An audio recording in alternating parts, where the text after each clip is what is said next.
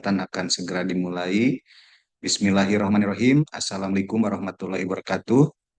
Alhamdulillahirabbil alamin wassalatu wassalamu asrofil anbiya'i wal mursalin wa ala alihi washabihi ajmain mawalam mabadu. Puji syukur marilah kita panjatkan kehadirat Allah Subhanahu wa taala yang mana pada kesempatan pagi yang berbahagia ini kita alhamdulillah masih diberikan nikmat panjang umur, nikmat kesehatan sehingga kita bisa bersilaturahmi bertatap muka melalui Zoom meeting ini meskipun kita melaksanakan kegiatan perkuliahan ini melalui Zoom meeting secara daring, tidak mengurangi rasa hormat saya untuk menyampaikan materi terkait dengan mata kuliah pengelolaan keuangan desa. Dan selawat beserta salam, tak lupa kita aturkan kepada Habibana wa Nabiyana Muhammad Sallallahu Alaihi Wasallam beserta keluarganya, sahabatnya, dan kita selaku umatnya yang patuh dan taat pada ajarannya hingga akhir zaman.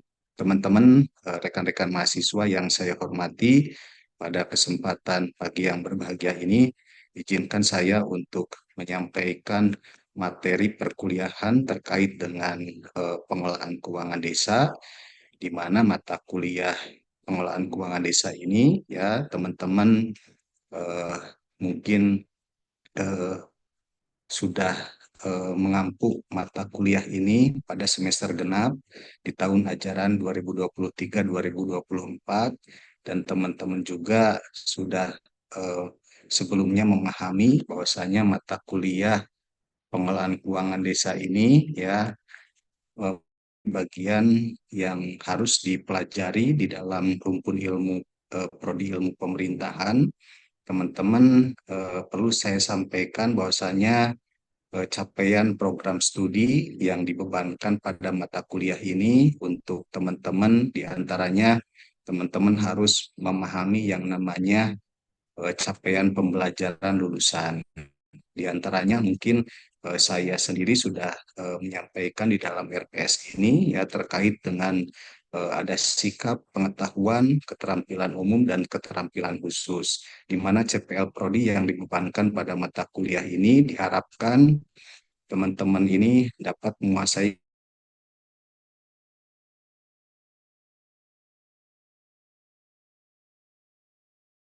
diharapkan dapat menguasai teoritis pengelolaan keuangan negara atau publik dan aset negara, diharapkan juga dalam keterampilan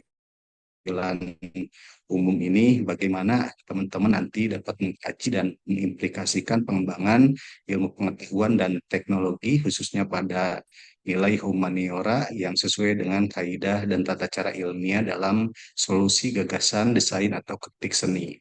Dan diantaranya ini untuk capaian capaian pembelajaran program studi RPS dan capaian pembelajaran kita ini ya ini disesuaikan dengan OBE atau ininya outcome based education, di mana capaian yang harus nanti diterima oleh teman-teman itu diantaranya mampu mengimplementasikan konsep dasar ilmu pemerintahan dalam mendukung tugas profesionalisme teman-teman ya nanti diharapkan teman-teman ini mampu mengimplementasikan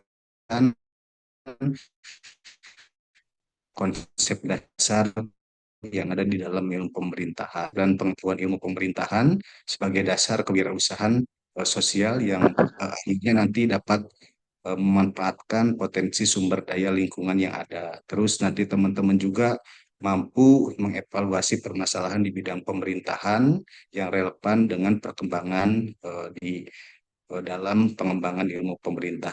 Nah, perlu kami sampaikan juga bahwa deskripsi daripada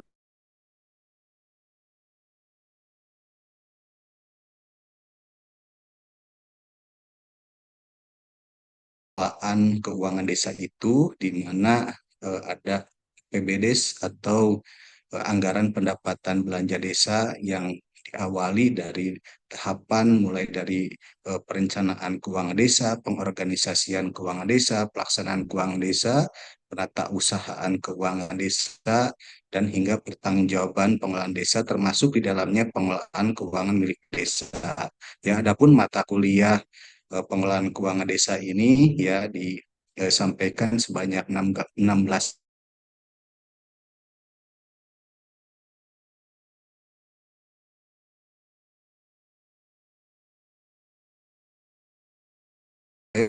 ujian akhir semester. Nah, ini untuk rencana pembelajaran semester yang nanti akan disampaikan kepada teman-teman, di antaranya ada beberapa pokok bahasan. Di antaranya saya menyampaikan awal terkait dengan rencana pembelajaran, ya nanti saya juga akan menyampaikan kepada teman-teman subpokok materi pembahasan pada hari ini, yaitu terkait dengan desa dan keuangan desa. Nanti di pertemuan yang selanjutnya juga ini ada beberapa subpokok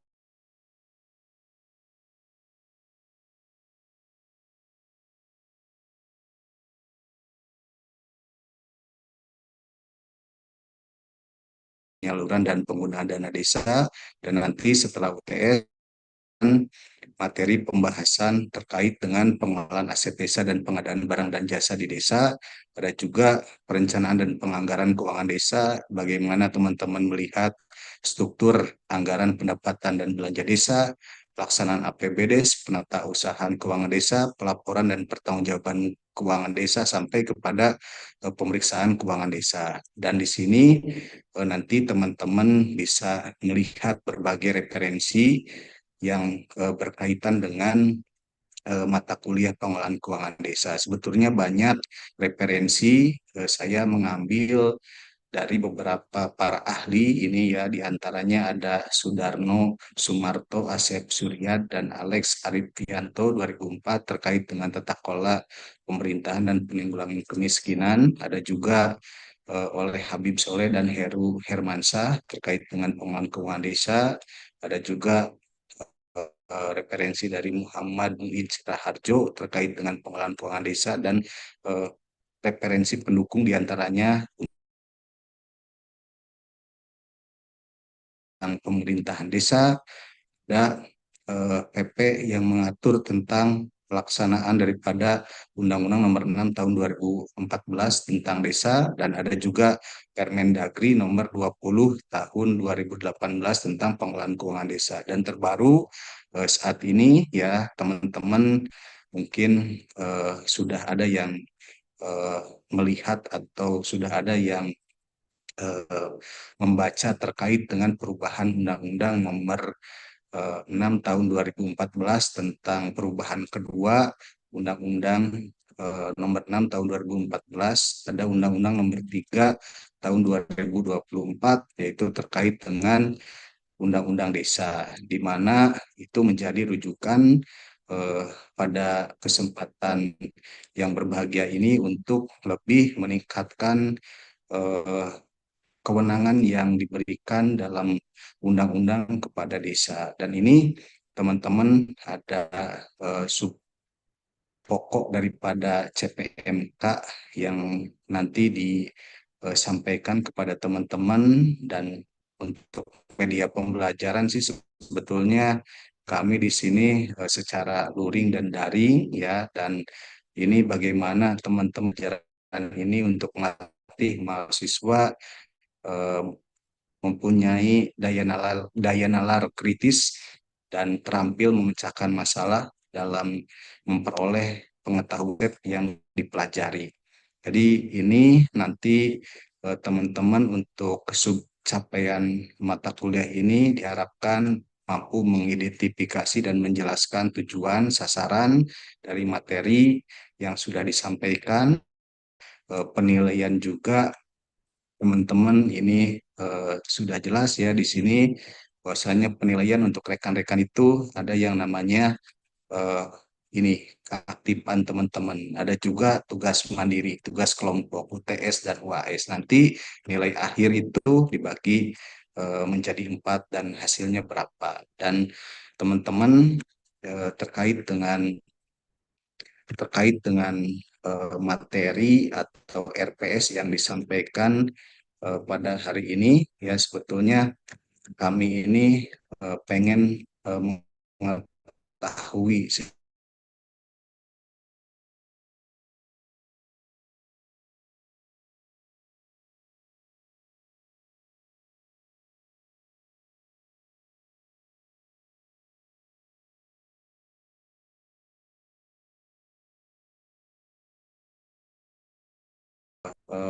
menjelaskan lebih detailnya praktik di lapangan seperti itu. Karena apa? Karena yang teman-teman pahami sekarang ini ya, dengan kewenangan yang dimiliki oleh desa ini sangat kompleks apa yang sudah diberikan oleh undang-undang dan kewenangan yang diberikan oleh desa.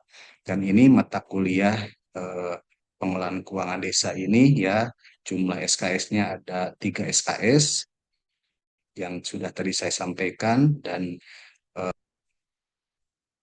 ini kalau kita lihat untuk penilaian tadi, teman-teman juga untuk penilaiannya itu ada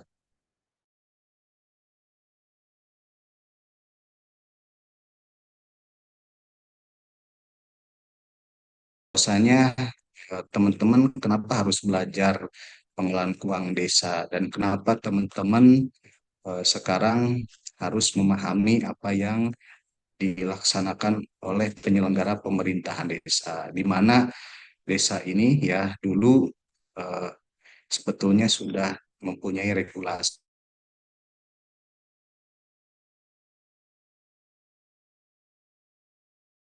pemerintahan di daerah sampai kepada Undang-Undang Nomor 32 Tahun 2024 tentang pemerintahan desa. Cuma untuk pelaksanaan daripada regulasi yang pernah ada sebelum adanya Undang-Undang Nomor 6 Tahun 2014 tentang desa, pemerintah desa ini belum secara eksplisit dijelaskan terkait dengan penyelenggaraan pemerintahan desa itu sendiri. Dan alhamdulillah pada tahun 2014 ya, pelaksanaan daripada dituangkan dalam Undang-Undang Nomor 6 Tahun 2014. Dan ini ya yang mengatur tentang desa sebetulnya banyak, sebetulnya sebelumnya juga sudah ada sejak 1965 tentang desa praja.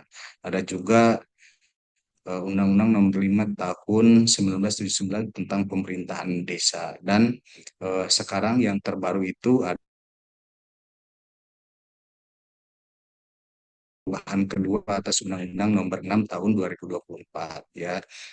Dan jelas ya sekarang ini eh, yang dulu masa jabatan kepala desa yaitu 6 tahun, 3 kali masa ini ya masa jabatan. Sekarang dengan adanya undang-undang baru, kepala desa diberikan masa jabatan itu 8 tahun, 2 kali masa jabatan. Dan untuk materi pengelolaan keuangan desa ya perlu saya sampaikan di pertemuan yang berbahagia ini.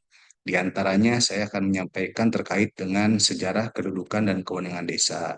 Selanjutnya ada pengelolaan keuangan desa, ada susunan organisasi dan tata kerja pemerintahan desa, dan yang selanjutnya ada keuangan desa. Dan teman-teman ini sebetulnya sejarah dan kedudukan serta kewenangan desa itu sudah jelas ya. Sekarang ini dijelaskan dalam undang-undang tentang desa, ada juga PP yang mengatur tentang ketentuan pelaksanaan undang-undang, dan ada PP yang digunakan oleh pemerintah untuk penyaluran dana desa bersumber dari APBN. Dan ini landasan hukumnya teman-teman ada Permendagri juga ya, Permendagri yang terbaru itu Permendagri nomor 20 tahun 2018 tentang pengelolaan keuangan desa ya. Dan sebelumnya itu ada Permendagri nomor 113 tahun 2014 tentang pengelolaan keuangan desa. Dan eh, ada juga Permendes yang mengatur tentang pengalokasian dana desa, ada juga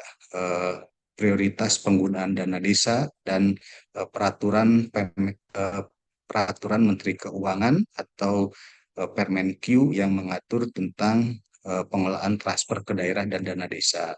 Dan teman-teman, kenapa saya menyampaikan gambaran terlebih dahulu tentang landasan hukum yang menaungi tentang pengelolaan desa. Jadi teman-teman diantaranya harus memahami dulu regulasi yang menjadi landasan hukum daripada penyelenggaraan pemerintahan desa ini. Di antaranya ada Yang terlibat itu Kementerian Dalam Negeri, Kementerian Keuangan, dan Kementerian Desa. Dan di sini ya sebelum saya masuk kepada materi terkait dengan pengelolaan keuangan desa, teman-teman harus memahami dulu yang namanya desa. Ya, desa itu disebutkan di dalam undang-undang bahwasanya kesatuan masyarakat hukum yang memiliki wilayah yang berwenang untuk mengatur dan mengurus urusan pemerintahan yang sifatnya berkepentingan untuk masyarakat serta berdasarkan prakarsa masyarakat atau asal-usul diakui dan dihormati dalam pemerintahan negara kesatuan Republik Indonesia. Jadi teman-teman di sini ya dijelaskan teman-teman sekarang ini tinggal di desa. Teman-teman harus memahami dulu pengertian desa. Desa itu yang dijelaskan merupakan ya bagian daripada eh, kewenangan yang diberikan oleh negara diantaranya untuk mengurus dan menyelenggarakan kepentingan masyarakat berdasarkan hak asal-usul, hak tradisional yang dihormati dan diakui keberadaannya oleh pemerintahan negara Kesatuan Republik Indonesia. Jadi kenapa urgensi daripada Undang-Undang Desa ini ya harus lebih ditekankan kepada desa agar yang menjadi cita-cita bangsa Indonesia khususnya pada saat ini ingin adanya di masing-masing daerah dan desa sebagai ujung tombak daripada penyelenggaraan pemerintahan secara. Jadi pemerintah pusat saat ini pengen membangun eh, hilirisasi dari adanya desa-desa yang ada di seluruh negara kesatuan Republik Indonesia. Ini filosofi desa bahwasanya sudah jelas ya dalam asal usul itu diberikan sesuai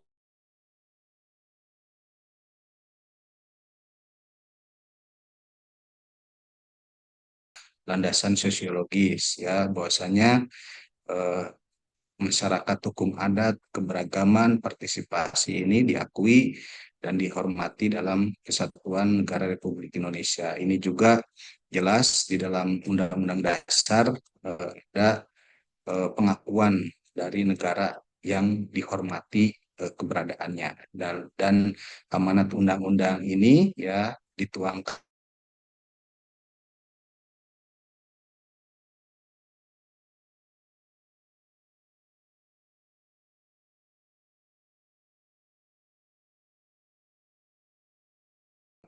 negara kita ini sangat beragam. Terus jumlah daripada penduduknya juga sangat besar dan jumlah penduduk itu tinggal di desa-desa, di mana teman-teman harus mengetahui juga ya desa di Indonesia itu kurang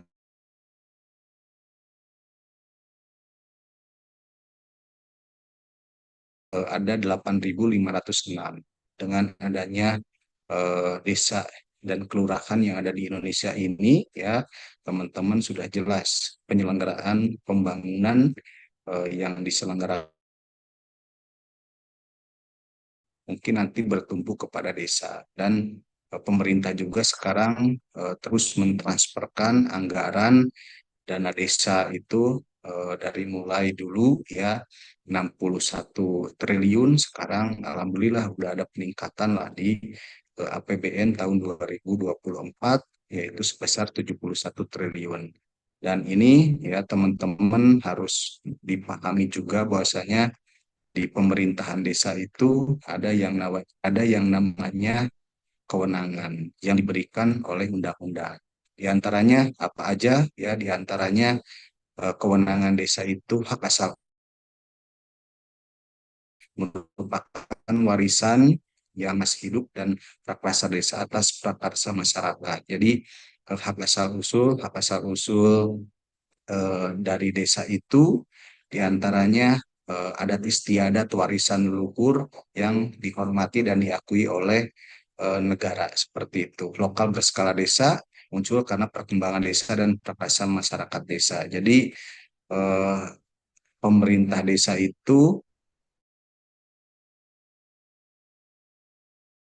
pemerintahannya yang berada di tingkat desa itu sendiri ya, dan kewenangan desa juga ditugaskan oleh pemerintah pusat dan oleh pemerintah provinsi maupun kabupaten kota ya. Kewenangan yang lain yaitu yang diatur oleh pemerintah sesuai dengan peraturan perundang-undangan. Jadi jelas kewenangan desa ini ada empat, diantaranya yang ditetapkan di dalam undang-undang. Di antaranya hak asal-usul, lokal berskala desa, ditugaskan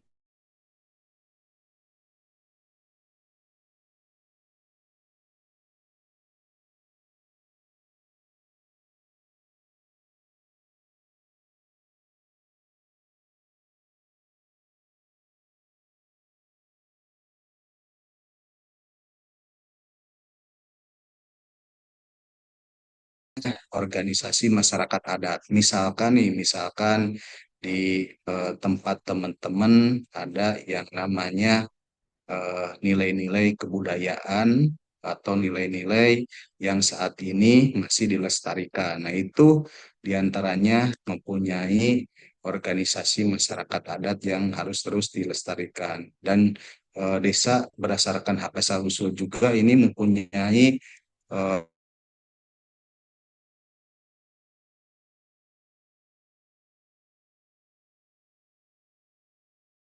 dan hukum adat, pengelolaan tanah kas desa, dan pengembangan peran masyarakat desa. Jadi, teman-teman, kewenangan kepala desa saat ini sih sebetulnya ini lumayan cukup banyak ya, diantaranya untuk membina, untuk mengelola dan mengembangkan daripada potensi sumber daya manusia dan sumber daya alam yang ada di pemerintah itu sendiri, dan ini jelas di dalam undang-undang itu diatur dan diurus oleh pemerintah desa.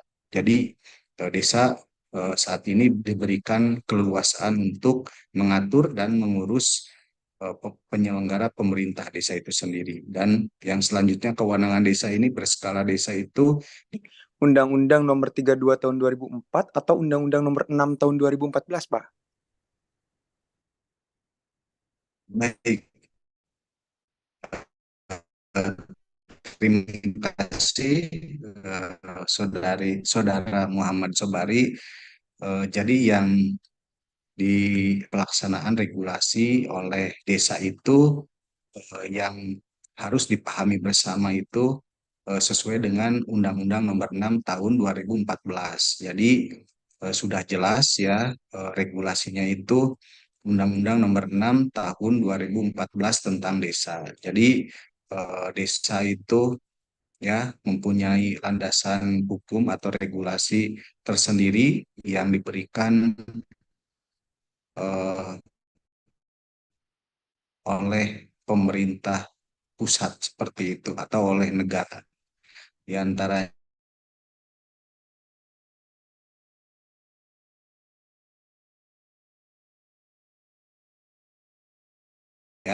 kurang lebih 10 tahun, dan pelaksanaan penyelenggaraannya ini ya sampai saat ini lah ya yang saya pahami itu sudah memberikan nilai yang positif bagi penyelenggaraan pemerintahan desa. Di antaranya apa aja? Ya, yang tadi saya sampaikan itu di dalam undang-undang, yang tadinya di Undang-Undang 32 tahun 2004 itu tidak dijelaskan secara eksplisit ya, eh, yang mengatur tentang desa, tapi alhamdulillah di undang-undang desa yang sekarang ya itu jelas kewenangan yang diberikan, terus anggaran yang diberikan oleh pemerintah pusat, oleh pemerintah provinsi maupun oleh pemerintah kabupaten kota. Dan alhamdulillah ya yang tadinya desa mungkin mengelola anggarannya tidak sebesar yang sekarang ya, tapi alhamdulillah dengan adanya Undang-Undang Nomor 6 Tahun 2014 ya, itu anggaran yang diterima oleh desa sesuai dengan undang-undang, alhamdulillah ya bisa dirasakan manfaatnya bagi seluruh masyarakat yang ada di desa.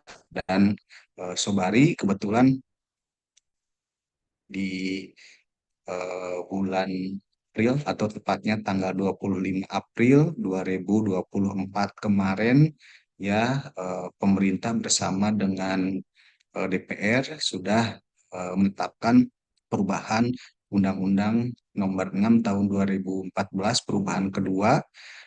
Ada regulasi terbaru, diantaranya Undang-Undang Nomor 3 Tahun 2024 ya, di mana yang usulan dari eh, Ikatan Asosiasi Kepala Desa seluruh Indonesia itu diakomodir oleh pemerintah pusat, yang pengajuan usulannya yang tadinya eh, masa jabatannya 6 tahun ya, jadi masa jabatannya 8 tahun, maksimal dua kali masa jabatan.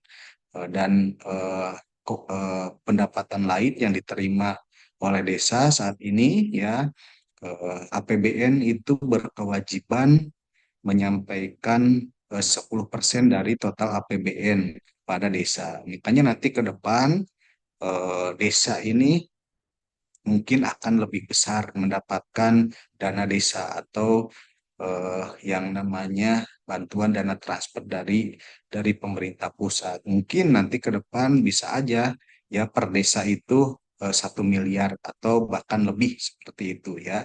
Dan pemerintah pusat juga nanti ke depan di dalam undang-undang perubahan yang kedua itu memberikan dana transfer juga ya, khususnya dari pendapatan pajak sebesar 10%. Dan nanti di dalam undang-undang itu ya, pemerintah provinsi dan pemerintah kabupaten juga itu harus mengalokasikan anggaran di dalam APBD itu sebesar 10% untuk desa yang ada di wilayahnya. Dan kewenangan lain itu diantaranya ya, memberikan kesempatan kepala desa untuk eh, ini menyelenggarakan penyelenggaraan pemerintahan di tingkat desa seperti itu. Dan banyak lagi lah anggaran-anggaran yang diterima oleh desa saat ini. Jadi untuk jawabannya itu diantaranya diantaranya eh, desa sekarang eh, sudah menjalankan regulasi yang ditetapkan oleh negara, itu Undang-Undang Nomor 6 Tahun 2014. Seperti itu kurang lebihnya, Sobari. Mangga, selanjutnya ini ada Maha nih yang mau bertanya. Mangga, silakan Maha. Baik, terima kasih Bapak atas pemaparan Ya, materinya. Perkenalkan, nama saya Mahasania dari NIM 35062010186. Izin bertanya Pak, ya. kan di berbicara pengelola keuangan desa tentunya ada APBD sih ya Pak. Di APBD sendiri itu ada 3 bidang. Yang pertama pendapatan, belanja, dan pembiayaan. Saya pernah mendengar diskusi juga dengan kakak tingkat yang dimana beliau pernah melakukan penelitian bahwasanya di desa tersebut itu pendapatannya itu tidak dari BUMDes, tidak dari usaha desa, dan tidak dari potensi yang lainnya, tetapi hanya mengandalkan bantuan dari provinsi gitu Pak.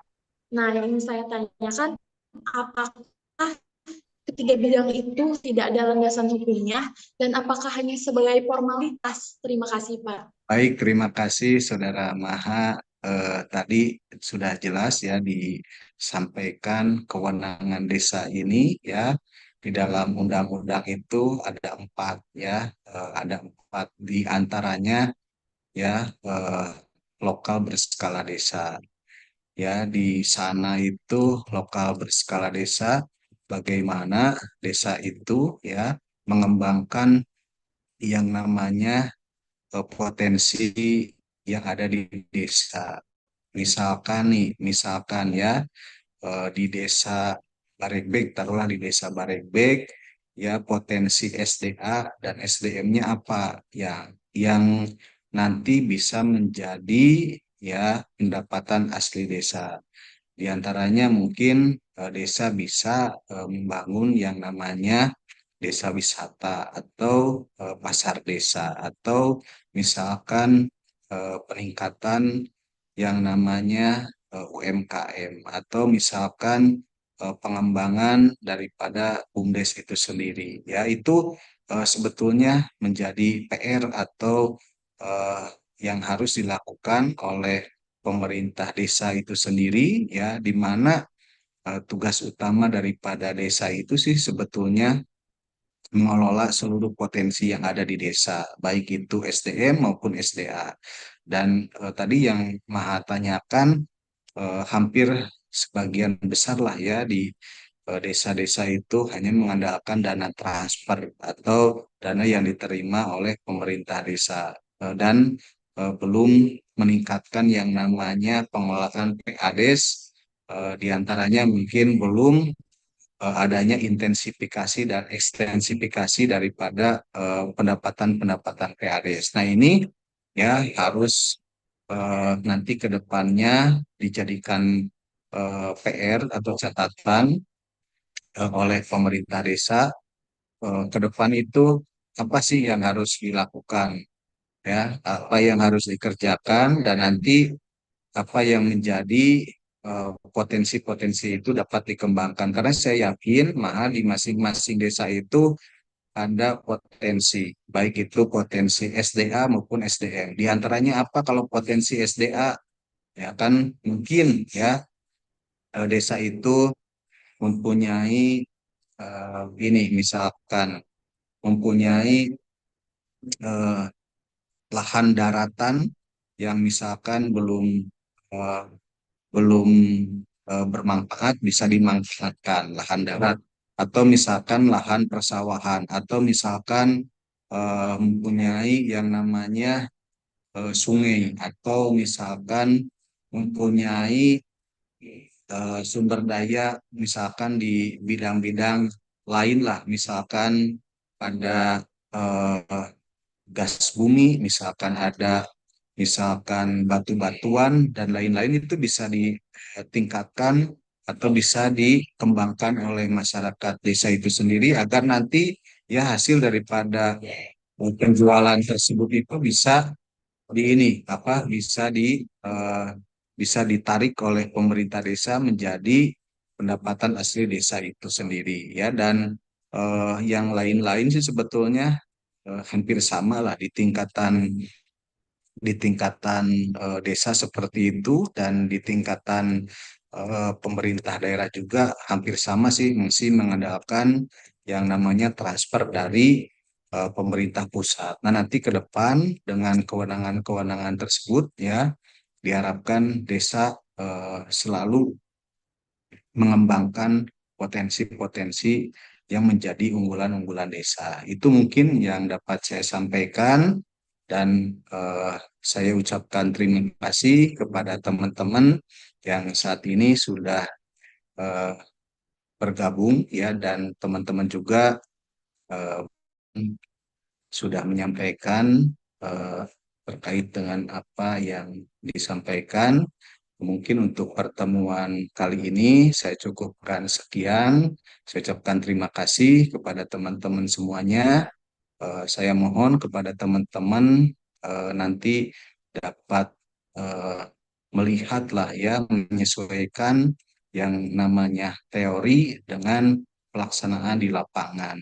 Ya, menurut teori regulasi yang mengatur tentang desa ini diantaranya seperti itu. Atau nanti teman-teman bisa lihat aplikasiannya di pemerintah desa itu apa, ya, itu diantaranya. Dan saya juga harapkan teman-teman nanti bisa banyak membaca referensi tentang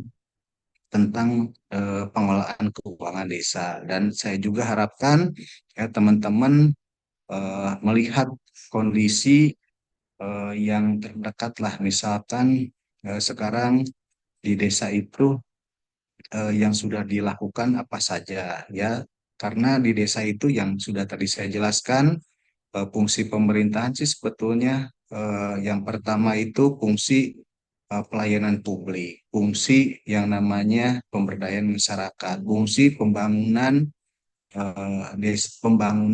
desa, fungsi yang namanya penyelenggaraan ketertiban umum dan ketertiban di masyarakat seperti itu. Dan bagaimana sih caranya pemerintahan desa ini meningkatkan yang namanya ini meningkatkan pendapatan dan mengurangi yang namanya kemiskinan seperti itu. Itu diantaranya.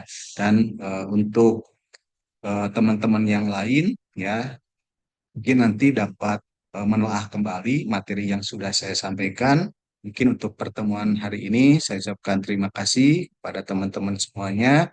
Saya akhiri bila taufiq wal hidayah. Wassalamualaikum warahmatullahi wabarakatuh. Waalaikumsalam. Waalaikumsalam warahmatullahi wabarakatuh. Terima kasih, Pak. Ya, Bapak.